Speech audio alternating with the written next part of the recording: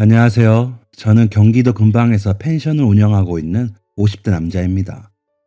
여러분들께서는 기적을 믿으시나요? 요즘 세상에 무슨 기적이냐고요? 저도 얼마 전까지만 해도 그런 것들은 다 허황된 이야기라고 생각하고 믿지 않았지만 그런 제게 세상에 다시 없을 기적이 찾아왔답니다. 정말 세상이 다 끝났다고 생각했는데 낭떠러지의 끝에 서 있는 제게 누군가 손을 내밀어준 기분이었죠. 그리고 제 손을 잡아준 사람은 바로 다름 아닌 제 소중한 아들이었습니다. 무슨 일인지 궁금하시죠? 그럼 지금부터 조금 특별한 저의 가족 이야기를 시작해 보겠습니다. 저는 20대 후반에 선으로 제 아내를 만났습니다. 지금으로부터 벌써 30년도 더 된 일이네요. 결혼할 때가 한참 지났는데도 영 이렇다 할 기미가 없자 집안 어른께서 참한 아가씨가 있다고 맞선을 주선해 주셨고 그렇게 덜컥 약속이 잡혀버리고 말았습니다. 그때까지만 해도 저는 아유 선은 무슨 선이에요 귀찮게 라고 말하며 고집을 부리며 이불 속에 누워 있었고 어머니께서는 그런 제 등짝을 찰싹 때리시고는 아 이 녀석아 말만 하게 다 큰 게 언제까지 이렇게 혼자 지내려고 그래? 이제 얼른 결혼하고 네 가정을 꾸려야지. 네 아빠랑 내가 네 나이 때는 이미 너랑 네 동생을 낳고도 남았어. 라고 타박하셨고 저와 3살 터울이 지는 제 동생은 그런 제 모습을 보며 재미있다는 듯 빙글빙글 웃고 있었죠. 그러면서 이렇게 한마디 덧붙이더군요. 그래 형, 나도 형수님 생기면 좋겠어. 형 방에 아주 호라비 냄새가 진동을 해. 저는 저게 하늘 같은 형님한테 라고 말하며 베개를 동생한테 던졌고 동생은 얄밉게도 베개를 피하더니 아 형이 장가를 가야 나도 가지 라며 메롱하고 저를 약올리고 도망가 버리더군요. 저는 그런 동생의 뒷모습을 보며 너털 웃음을 터뜨렸습니다. 어렸을 때부터 공부하는 담을 쌓고 살았던 저와는 다르게 착실한 모범생이었던 동생은 열심히 공부해서 이름만 대면 대한민국 누구나 다 아는 대학교에도 턱하니 합격했었고 지금은 은행에 다니고 있었습니다. 저는 워낙 무뚝뚝한 성격이기 때문에 표현은 안 했지만 동생은 언제나 저와 부모님의 자랑이었죠. 그런 동생 녀석이 얼마 전 은행에서 만난 아가씨와 연애를 시작했다는 이야기를 들었는데 꽤나 진지한 사이인 것인지 결혼을 입에 올리기에 저는 호기심이 생겨서 물었습니다. 엄마, 인철이 요즘 만난다는 그 아가씨랑 결혼한대요? 글쎄 저 녀석이 요즘 부쩍 결혼 노래를 부르네. 아니 그러니까 네가 형이 되어서 이러고 자빠져 있을 때가 아니라니까. 얼른 좀 깨끗하게 씻고 선 보러 나갈 때 입을 옷도 좀 새로 사고 그래. 저는 선을 보는 것이 영 내키지 않았지만 동생을 생각해서 나가기로 했죠. 동생과 함께 백화점에 가서 모처럼 정장도 한 벌 샀습니다. 공장에 다니는 저는 이런 옷을 입을 일이 없었기 때문에 영 어색했습니다. 한번 입어보라는 점원의 말에 머쓱하게 정장을 갈아입고 탈의실에서 나오자 동생은 저를 보고 예, 형, 인물 나네, 멋있다 라고 저를 축혀 세워 주었고 저는 어쩐지 쑥스러워져서 손사래를 치며 말했습니다. 에이, 고작 선 한 번 보는데 이렇게 비싼 옷 뭐하러 사? 비싸기만 하고 에이, 안 살란다. 그러자 동생은 그런 저를 막아 세우더니 내가 살게 형. 형 동생 돈 잘 번다. 라고 장난스럽게 말했고 저는 이 녀석이 형님 앞에서 돈 자랑이야? 하고 핀잔을 주었는데 녀석은 갑자기 진지한 얼굴을 하더니 형이 이 옷 입으니까 너무 멋있어서 그래. 우리 형이 이렇게 멋있는 줄 몰랐네. 맨날 내 학비 대느라 돈 번다고 고생만 했잖아. 그러니까 이건 내가 살게. 저는 동생을 물끄러미 바라보다가 동생의 등을 두드려 주었습니다. 마냥 어린 줄로만 알았던 녀석이 언제 이렇게 속 깊은 어른으로 컸나 싶었죠. 결국 동생은 정장을 계산한 뒤 기어코 제 손에 쥐어주었답니다. 야 인철아, 그래도 이거 너무 비싸. 형 이런 거 입을 일도 없는데 아깝게. 왜 없어? 나중에 내 결혼식에도 입고 오고 조카 태어나면 100일 잔치할 때도 입고 입을 일이야 많지. 형한테 그동안 받은 거 이렇게 갚는 걸로 쳐. 저는 기특한 소리를 하는 동생에게 일부러 장난을 걸었습니다. 야, 내가 너한테 드린 돈이 얼만데 겨우 옷 한 벌로 통을 쳐? 그렇게는 안 되지. 그러자 동생은 우와, 아주 동생 피를 쪽쪽 빨아먹으려고 하는구만 하며 장난스럽게 눈을 흘겼고 저는 어디 버르장머리 없이 형님을 흘겨봐 하고 맞받아치며 장난을 이어갔죠. 말은 그렇게 했지만 저희 형제는 속으로 누구보다 서로를 위하고 있음을 너무나 잘 알고 있었습니다. 집으로 돌아온 뒤 동생이 사준 옷을 옷걸이에 걸으며 저는 한참을 그 옷을 쓰다듬고 바라보았습니다. 형아 형아 하며 내 꽁무니를 따라다니던 게 엊그제 같은데 우리 인철이가 언제 이렇게 컸나 그런 생각을 하면서 말이죠. 아버지를 일찍 여의고 어머니 혼자서 저희 형제 모두를 공부시키는 것은 현실적으로 어려운 일이었습니다. 어느 날 밤 돈 걱정에 홀로 한숨을 쉬시는 어머니를 보고 그날부터 저는 일부러 공부에서 손을 뗐습니다. 공부에는 전혀 관심이 없는 척 놀러 다니기만 했죠. 그리고 일찍부터 공장에 다니며 번 돈으로 그동안 동생 녀석의 뒷바라지를 한 것인데 속 깊고 착한 저 녀석은 그런 제 마음을 다 알고 있었던 것이었습니다. 그날 밤 저는 괜히 코가 시큰해져서 일부러 크게 헛기침을 몇 번 했습니다. 며칠 뒤 선을 보는 날이 다가왔습니다. 별로 내키진 않았지만 막상 선이라고 하니 긴장은 됐는지 저는 약속 시간보다 훨씬 일찍 도착하게 되었고 커피를 홀짝이며 어색하게 맞선 상대를 기다리고 있었습니다. 얼마나 시간이 지났을까. 저 멀리서 분홍색 원피스를 입은 아가씨가 저에게 다가와서 말을 걸더군요. 저 혹시 유인석 씨? 그녀를 보는 순간 저는 하마터면 입에 머금고 있던 커피를 뿜을 뻔했습니다. 그녀는 정말이지 꿈에 그리던 제 이상형이었거든요. 한참을 멍하니 그녀만 바라보고 있자 당황해하던 그녀는 다시 한번 제 이름을 불렀고 저는 우렁차게 대답을 했습니다. 네, 제가 유인석입니다. 이 목소리가 너무 컸기 때문에 커피숍에 있던 모든 사람들의 이목이 집중되었고 저는 너무 창피해서 얼굴이 새빨개져 버렸죠. 아씨, 망했다. 어휴, 촌놈, 목소리만 커가지고. 그렇게 속으로 자책하고 있는데 문득 푹 하고 웃는 소리가 들렸습니다. 고개를 들어보니 그녀가 저를 보고 웃고 있더군요. 반가워요. 저는 이혜숙이에요.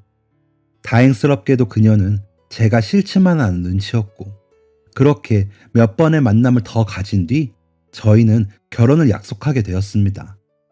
혜숙 씨가 저희 집에 인사를 오던 날 인철이 녀석은 우와, 이런 미인께서 어쩌다 우리 형을 만나게 되셨지?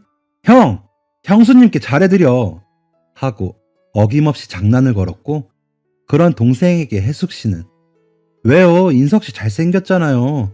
눈도 잘생겼고 코도 오똑하고 또 입도 앵두 같고 라며 일침을 날렸죠. 그러자 동생은 어휴 닭살 이라고 말했고 저는 그런 동생을 보며 껄껄껄 웃으면서 인철이 네가 드디어 제대로 된 적수를 만났네 라고 말했죠. 그렇게 화기애애한 분위기에서 인사를 마치고 얼마 뒤 저희는 결혼식을 올렸습니다. 저는 집안의 장남이었기 때문에 결혼을 한 뒤 신혼살림을 저희 본가에 차렸고 제 아내는 고맙게도 저와 제 가족들에게 최선을 다해 주었습니다. 아내는 매일 새벽같이 일어나 저와 공장에 출근하면서도 늘 어머니와 동생의 식사를 챙기는 것을 잊지 않았고 계절이 바뀔 때마다 새 옷도 선물하는 등 살뜰하게 저희 가족을 챙겼죠. 그야말로 최고의 아내, 최고의 며느리였습니다. 저 역시 고마운 제 아내를 늘 아끼고 마음을 다해 사랑했습니다. 저희는 어디를 가든 인꼬부부 소리를 들으며 지냈죠. 그렇게 시간이 흐르고 동생의 결혼식 날이 되었습니다. 여지껏 아버지를 대신한다는 마음으로 동생을 돌보아온 저였기에 감회가 새로웠죠. 예전에 동생이 사주었던 정장을 입고 거울 앞에 서자 거울 속에는 제 아버지를 꼭 닮은 제 모습이 비쳤습니다. 괜히 기분이 이상해진 저는 거울을 보며 혼잣말하기 시작했습니다. 아버지, 우리 인철이 오늘 드디어 장가가요. 예쁘고 착한 색시 얻어서 이제 행복해질 일만 남았어요. 똑똑하게 잘 컸으니까 이제 아무 걱정 마세요. 저 그동안 열심히 잘했죠? 오늘따라 보고 싶네요, 아버지. 그러자 어느새 저에게 다가온 아내가 제 뒤에서 저를 가만히 안아주었습니다. 여보, 그동안 애 많이 썼어요. 당신도 고생 많았어. 없는 집에 시집와서 어머니며 인철이까지. 내 마음 알지? 그럼요. 이러다 결혼식 늦겠어요. 얼른 가요. 동생의 결혼식에서 저는 다시 한번 울컥했지만 그래도 울지 않고 잘 참았습니다. 다 큰 남자가 울면 추해 보일 것 같았거든요. 눈물을 참는 제 옆에서 아내는 제 마음을 다 안다는 듯이 손을 꼭 잡아주었습니다. 그렇게 동생은 출가를 했고 또 시간이 빠르게 흘러 어머니께서도 돌아가신 뒤 집에는 저희 부부만 남게 되었습니다. 신혼부부였던 것이 엊그제 같은데 어느새 결혼한 지 7년이 지나 있었죠. 저희는 여전히 서로 너무나 사랑하는 사이였지만 이때쯤에는 알 수 없는 불안함이 저희 부부에게 찾아오기 시작했습니다. 이상하게도 아이가 생기지 않았기 때문이었죠. 때가 되면 생기겠지. 그렇게 막연하게만 생각을 했었는데 아내는 점점 불안해하기 시작했습니다. 할 수 없이 저는 아내와 함께 병원에 가서 검사를 받아보았습니다. 검사를 받으면서도 아내와 제가 아직 젊으니 별일이야 있겠나 생각했는데 의사 선생님의 입에서 나온 말은 너무나 충격적인 것이었습니다.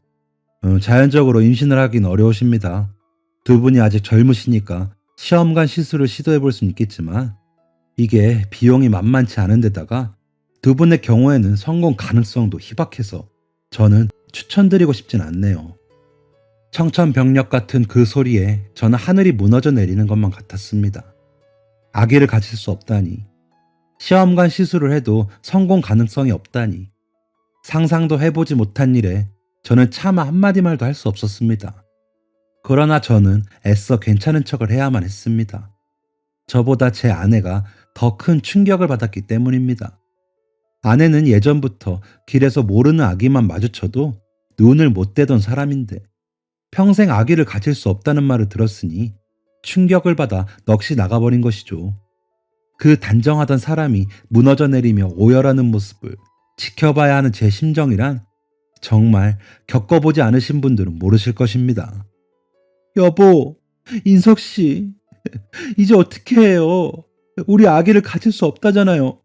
내가 얼마나 아기를 기다렸는데. 말도 안 돼. 이거 다 꿈이지. 거짓말이죠? 여보, 진정해. 방법이 아주 없는 게 아니잖아. 우리 시험관 시술해보자. 당신 아직 젊은데 우리 꼭 아기 가질 수 있을 거야. 걱정하지 마. 응? 저희 부부는 그 길로 시험관 시술을 받았습니다. 이래저래 들어가는 비용이 600만 원도 넘었지만 아기를 가질 수만 있다면야 아무래도 상관없었죠. 하지만 결과는 실패였습니다. 그래도 저희 부부는 포기하지 않고 다음 시험관 시술을 준비하며 전국의 용하다는 산부인과들은 모조리 찾아다녔고 다행히 이번에는 착상에 성공했습니다. 저희 부부는 뛸 듯이 기뻤죠. 하지만 그런 기쁨도 잠시 어느 날 밤 아내는 복통을 호소하며 눈을 떴고 이불을 걷어보자 흥건하게 피가 보였습니다. 안 돼. 이럴 순 없어. 우리 아기 안 돼. 아내는 혼비백산하며 비명을 질렀고 저는 급히 구급차를 불러 병원으로 달려갔습니다. 초조하게 결과를 기다리고 있는 저희 앞에 마침내 의사 선생님께서 모습을 드러내셨고 착잡해 보이는 얼굴을 하시더니 비수와 같은 한마디 말을 건넸습니다. 죄송합니다. 유산이에요. 살려보려 노력했지만 정말 죄송합니다. 그 말을 듣자 아내는 병실이 떠나가라 소리치며 오열을 하더니 이내 하늘이 무너진 사람처럼 폐인이 되어 입을 꾹 다물어 버렸습니다. 아내는 밥도 먹지 않고 물조차 마시지 않고 멍하니 천장만 바라보며 누워 있었어요. 저는 그런 아내의 옆을 지키고 있었죠. 그러던 어느 날 저는 아내가 걱정되는 마음에 더는 참지 못하고 화를 내었습니다. 제발 여보, 밥 한 숟가락이라도 좀 먹어. 이러다 당신 병나. 안 먹어. 나도 우리 아기 따라서 하늘나라로 갈 거야. 그게 무슨 소리야. 당신 이러고 있으면 우리 아기도 당신 걱정되어서 차마 하늘나라로 가지 못하고 여기서 맴돌고 있을 거라고. 당신이 바라는 게 정말 그거야? 그러자 아내의 눈에는 또다시 눈물이 가득 고였습니다. 아가. 저는 그런 아내를 꼭 안아주며 위로했습니다. 그냥 우리 운명이라고 생각하고 마음을 비우자. 사람 일이 다 뜻대로 되는 게 아니잖아. 난 당신만 있으면 돼. 우리 둘이 서로만 보고 그렇게 살자. 아내는 제 품에 안겨 한참을 울었고 다행히 그날 이후로 차츰 회복을 하기 시작했습니다. 그 후로도 아내는 때때로 슬퍼했지만 둘이 여행도 다니고 고아원에 가서 봉사도 하면서 조금씩 평범한 일상을 되찾아갔죠. 그렇게 모든 것들이 다 괜찮아지나 싶었습니다. 그러던 중 저희 부부는 동생 부부가 임신했다는 소식을 들었습니다. 동생은 저희 부부가 어떤 마음고생을 했는지 잘 알고 있었기 때문에 무척 조심스러워하면서 말을 꺼냈습니다. 아기가 생겼어요. 그래도 아셔야 하니까. 죄송해요, 형수님. 아내는 차마 고개조차 들지 못하는 동생을 바라보며 기뻐해야 할 일에 왜 그렇게 미안해해요. 저는 괜찮아요. 하며 웃어주었습니다. 나중에 예쁜 조카 태어나면 아이 얼굴 많이 보여줘요. 그렇게 말하는 제 아내 앞에서 제 동생은 결국 울음을 터뜨렸습니다. 죄송해요, 형수님. 제가 면목이 없어요. 저희 부부는 괜찮다고 미안해하지 말라고 동생을 달랬죠. 저희 부부가 그토록 원했을 때는 생기지 않았던 아이가 이렇게 금세 생기기도 한다는 사실에 세상에 원망스럽고 야속한 마음도 들었지만 동시에 조카가 생긴다는 사실은 기쁘기도 했습니다. 곧 재수 씨의 배가 불러왔고 조카가 태어나던 날 저희 부부는 그 누구보다 기쁜 마음으로 축하를 해주었습니다. 아이는 동생을 꼭 닮은 크고 검은 눈을 가진 남자아이였어요. 꼬물거리는 아이가 너무 예뻐서 눈을 떼지 못하는 아내를 보며 저는 마음이 아팠지만 그런 저를 보며 아내는 일부러 더 밝게 웃어주었죠.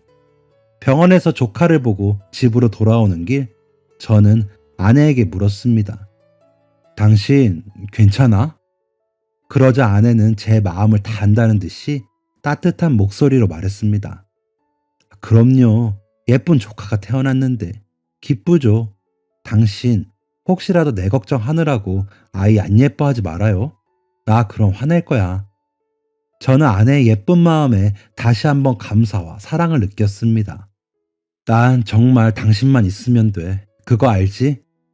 저는 그렇게 말하며 아내를 꼭 안아주었습니다. 그렇게 며칠이 지나고 저희 집을 찾아온 동생은 뜻밖의 말을 꺼냈습니다. 형이랑 형수님이 우리 아이 이름 지어줘요.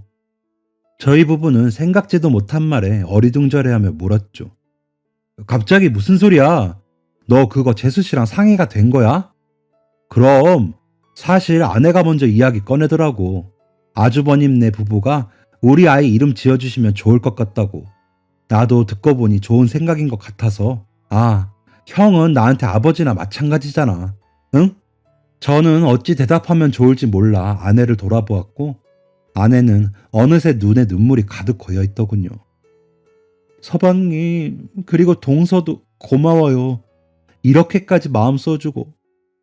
그러자 제 동생은 좌불안석이 되어 아내를 달래기 급급했습니다. 아이고 형수님, 왜 우세요? 이런 것밖에 해드릴 수 있는 게 없어서 제가 염치가 없죠. 울지 마세요, 형수님. 아내는 동생에게 연거푸 고맙다고 말하며 눈물을 흘렸습니다.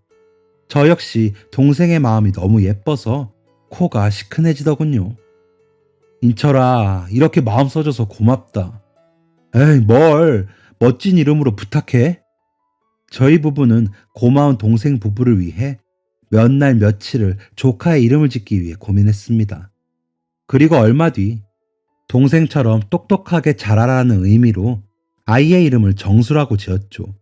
다행히 동생 부부는 정수라는 이름을 무척 마음에 들어 했습니다. 어른들의 바람을 알았던 것일까요? 정수는 날이 갈수록 예쁘고 씩씩하게 자라났습니다. 동생을 닮은 것인지 영특해서 6살이 되기도 전에 한글을 깨쳤죠. 집안 어른들께서도 명절에 정수를 보실 때면 늘 칭찬 일색이셨습니다. 저희 부부 역시 마치 제 자식을 대하듯 정수에게 사랑과 정성을 쏟았습니다. 그렇게 정수의 초등학교 입학을 얼마 앞둔 어느 날, 동생 가족은 이제 정수가 학교에 들어가면 시간을 내기가 힘들어질 테니 모처럼 오랜만에 가족 여행을 떠났고, 저희 부부는 잘 다녀오라고 배웅을 해주었죠. 정수네 지금쯤 뭐하고 있으려나? 글쎄, 인철이 그 녀석 오징어 킬러니까 잔뜩 사먹고 있겠지. 하하. 그나저나 정수 입학 선물은 뭘로 해주죠? 가방 같은 건 이미 샀을 것 같은데. 그러게 고민이네. 운동화 같은 거 사줘야 하나? 동생 부부를 배웅한 뒤 저녁에 TV를 보며 아내와 평소처럼 이야기를 나누고 있는데 마침 전화가 걸려왔습니다. 인철인데? 얼른 받아봐요. 저는 웃으면서 전화를 받았죠. 오냐, 형님이다. 너는 무슨 여행을 가서도 전화를... 네? 네, 제가 유인석입니다. 네? 다시 말씀... 네? 네, 알겠습니다. 네, 네. 이윽고 심각한 얼굴로 전화를 끊는 제게 아내가 물었습니다.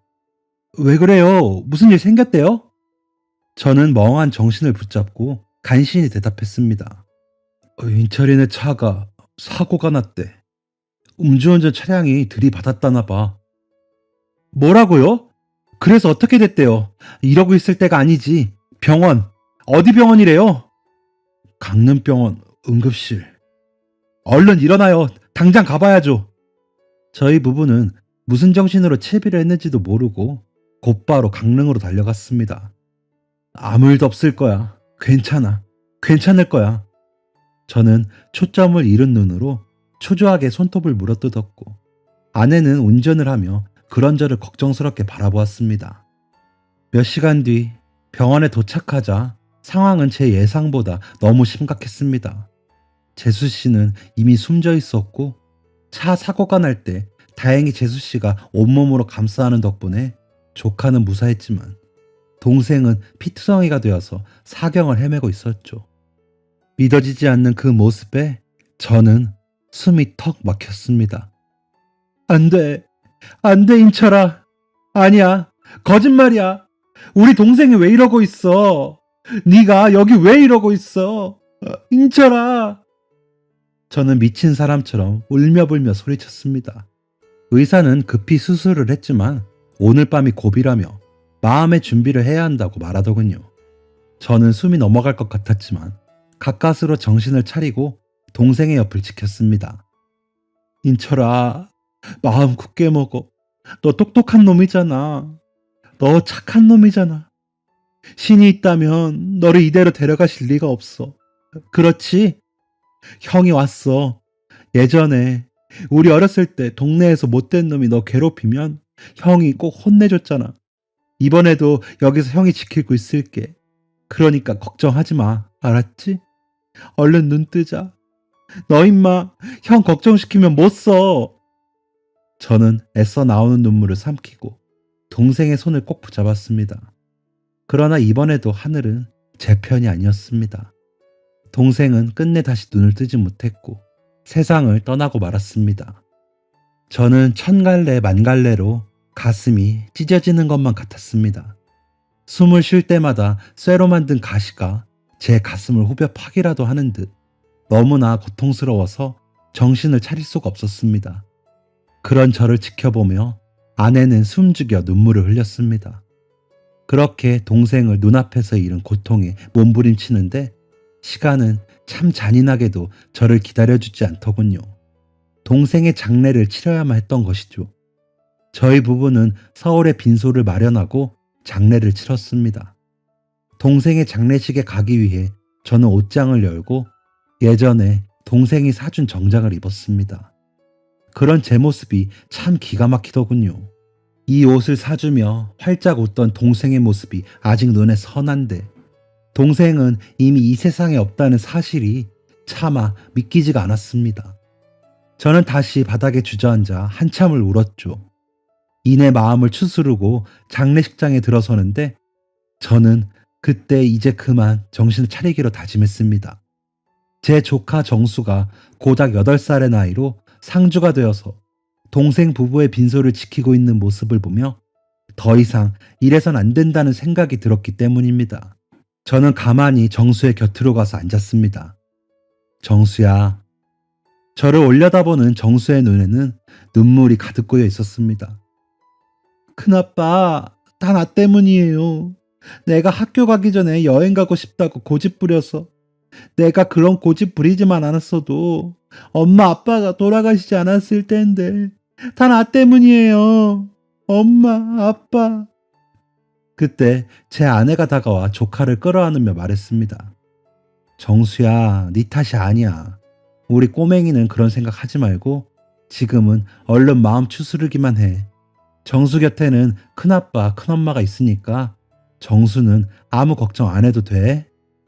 정수는 제 아내의 품에서 한참을 울다가 잠이 들었고 정수가 깊이 잠들었다는 것을 확인한 아내는 무언가를 결심한 듯한 표정을 하더니 제게 말했습니다. 여보, 정수 우리가 키워요. 저는 그런 아내가 너무 고마웠지만 미안하기도 하여 선뜻 그러자고 말하기가 어려웠습니다. 제가 망설이는 것처럼 보이자 아내는 다시 단호한 목소리로 말했습니다. 지금 당장 충동적으로 생각한 것 아니에요. 나는 이게 운명 같아. 무엇보다 당신이 여태까지 서방님을 얼마나 아끼고 사랑했는지 내가 다 아는데 정수 어디 못 보내요. 우리가 가슴으로 낳은 자식이라고 생각하고 키워요. 당신 정말 고마워. 그렇게 동생의 장례를 마친 뒤 저희 부부는 정수를 저희 집으로 데려왔습니다. 정수는 부모를 잃을 슬픔에 한동안 힘들어했지만 저희 부부는 정수를 위해 사랑을 아끼지 않았고 다행히 정수는 차츰차츰 원래의 밝은 모습으로 돌아와 주었습니다. 그렇게 저희 세 가족은 평화로운 일상을 보냈죠. 저는 평소에 운동에는 관심도 없었는데 정수와 같이 놀아준다고 야구장도 같이 가보고 저녁마다 나가서 캐치볼도 했죠. 주말이면 아내가 도시락을 싸서 근처 공원으로 셋이 소풍도 갔습니다. 정수는 고맙게도 그 흔한 사춘기 투정도 한번 부리지 않고 예쁘게만 자라주었죠. 너무나 큰 행복에 다들 이래서 자식을 키우는구나 싶었답니다. 그러나 행복은 여기서 그치지 않았습니다. 정수가 복덩이인지 저희 부부가 일하던 공장이 대박이 나기 시작한 것이죠. 상상도 못했던 돈이 생기자 저희 부부는 하늘나라에 간 동생이 정수 잘 키워달라고 도와주는 것이란 생각이 들었답니다. 정말 감사할 뿐이었죠. 이내 충분한 돈이 모이자 저희 부부는 공장 일을 정리하고 시골에 있는 작은 펜션을 사서 운영을 하기 시작했습니다. 다행히 펜션 운영도 잘 되어서 저희 부부는 큰 어려움 없이 정수를 충분히 공부시키고 해주고 싶은 것들을 마음껏 해줄 수 있었답니다. 그렇게 시간이 흘러 어느덧 정수가 군대를 전역하던 날이었습니다. 충성! 병장 유정수 전역을 명받았습니다. 늠름하게 자라준 정수를 보며 저희 부부는 감회에 젖었지요. 그런데 이어진 정수의 말에 저희 부부는 오열하고 말았습니다. 이에 어머니 아버지께 전역을 신고합니다. 충성! 정수가 저희에게 어머니 아버지라고 불러준 것이었습니다. 저희 세 식구는 그 길로 서로를 얼싸안고 기쁨의 눈물을 흘렸습니다. 그래, 정수야. 내가 네 아빠지. 그렇고 말고. 그렇게 이제 저희 세 식구의 앞에는 행복만이 남아있을 줄 알았습니다. 그러나 언제나 그랬듯 불행은 예고 없이 저를 찾아왔습니다. 저는 어느 날부터인가 아랫배가 묵직하게 느껴지기 시작했습니다. 처음에는 대수롭지 않게 여겼지만 통증은 날이 갈수록 심해져 갔죠. 결국 저는 한밤중에 구급차에 실려 병원에 가게 되었습니다. 저는 놀란 가족들을 진정시키면서 괜찮아. 별일 아닐 거야. 하고 말했습니다. 그러나 의사의 입에서 나온 말은 또다시 제 삶을 송두리째 흔들어 버렸습니다. 신장에 많이 안 좋습니다. 그동안 통증이 상당했을 텐데 왜 이제야 병원에 오셨어요? 당장 신장 이식이 필요합니다. 일단 가족들부터 조직 검사를 받아보시는 게 어떠실지. 그러자 정수는 한치의 망설임도 없이 자신이 검사를 받겠다고 했고, 다행인지 불행인지 정수의 신장을 저에게 이식할 수 있다는 결과가 나왔습니다. 하지만 저는 정수의 신장을 받을 수가 없었습니다. 안 된다. 꿈에서도 생각하지 마. 아버지. 그래. 난 네 아버지야. 그러니 내 말 들어. 난 너 잘 키워서 덕 보려고 키운 것 아니다. 네가 저한테 효도하길 바라서 키우는 것도 아니야. 네가 나 때문에 멀쩡한 신장 잃고 사는 꼴 나는 못 본다. 그럴 바에는 죽는 게 나아. 그게 무슨 소리예요. 아버지 이렇게 보내드리고는 저도 못 살아요. 무조건 신장 이식 수술 받으세요. 네 신장을 받고 내가 이 다음에 하늘나라에 가서 무슨 낯으로 인처리를 봐. 아버지께서도 제가 이러시기를 바라실 거예요. 저는 알아요. 아버지, 제발. 어렸을 때부터 저에게 모든 것을 다 내어주셨잖아요. 바르게 살라고 제 이름도 정수라고 지어주셨잖아요. 이게 제가 생각하는 바른 길이에요. 제발 제 말대로 해주세요. 저는 정수의 간절한 부탁에 결국 수술을 받기로 했습니다. 다행히 수술은 성공적이었죠. 정수도 저도 지금은 무사히 회복되어 건강하게 지내고 있답니다. 지금도 정수의 말에 따랐던 것이 과연 잘한 일이 맞는지 후회가 될 때도 있지만, 정수는 그럴 때마다 제 동생 인철이를 꼭 닮은 장난스러운 웃음을 지으며 제게 이렇게 말하곤 한답니다. 아버지, 이제 우리는 진짜 피를 나눈 부자지간이라고요. 하하. 보잘것없는 저에게 어쩌면 이렇게나 사랑스럽고 대견한 아들이 찾아와 주었는지 저는 아직까지 믿기지 않는답니다. 지금도 정수는 제 아내 곁에 딱 달라붙어서 같이 과일을 깎아먹고 있네요. 그 모습이 너무 보기 좋아서 벅찰 정도로 행복해서 저는 또 찔끔 눈물이 나왔답니다. 하늘에 있는 인철아, 네가 이 못난 형 지켜준 거지? 나는 다 안다. 네가 나에게 준 소중한 생명, 앞으로 정수에게 갚아 나갈게. 앞으로 우리 가족 잘 지켜봐 주렴. 다시 만날 때까지 그곳에서 건강하게 지내고 있으렴. 사랑한다, 내 동생. 지금까지 제 사연을 들어주셔서 감사합니다. 여러분들의 가정에도 기적과도 같은 행복이 언제나 함께하길 바랍니다. 항상 건강하세요. 지금까지 사연 들어주셔서 감사합니다. 사연이 재밌으셨다면 구독과 좋아요를 눌러주세요. 감사합니다. 안녕히 계세요.